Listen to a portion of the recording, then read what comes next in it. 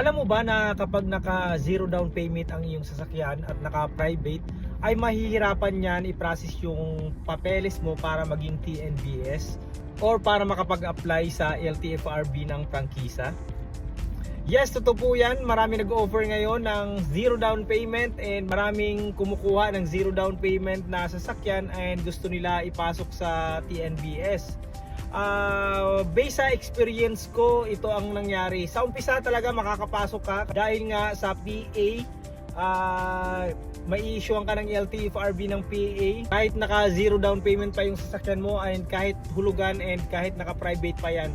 Kaso ang magiging problema mo dyan ay pag nag-process ka na ng CPC. Dahil nga sa CPC, ang isa sa mga requirements doon ay kailangan mo ng COC. Dahil ang COC ay isa sa mga requirements ng LTO para mapatransfer mo ang iyong sasakyan into public ay kailangan pa rin ng COC.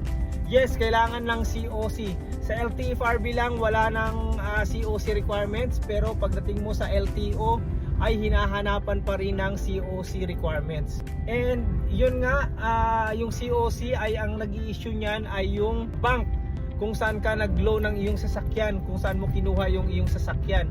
So yung sa akin nga is PS Bank. So sa PS Bank, doon nga tayo nag-request ng COC.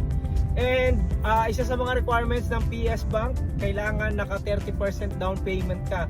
Although maraming requirements siya na binibigay para ma-issuean ka ng COC, isa sa mga requirements nga doon ay yung 30% down payment. So hindi ka nila bibigyan ng COC kung hindi naka 30% yung iyong sasakyan.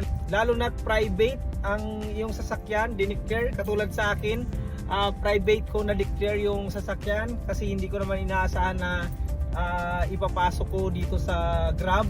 So naka-private siya. Mabuti na lang naka 30% down payment tayo, kaya na-approve tayo ng COC. So sa mga nagbabalak dyan, pumasok dito sa Grab or sa anumang TNC, and marami nag-offer sa atin na zero down payment. So pag-iisipan nyo, hindi ko lang alam sa ibang bangko kung ganun din sa kanila ang requirements, kung kailangan naka 30% down payment.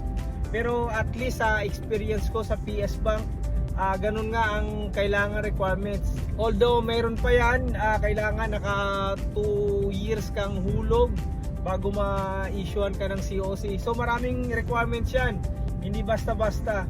Pero syempre makakabiyahe ka pa rin sa mga TNC. Yun nga lang ang problema dyan, yun nga pag nag-process ka na ng CPC, dahil nga yun yung isa sa mga requirements, yung COC. So kaya doon sa mga nagbabalak,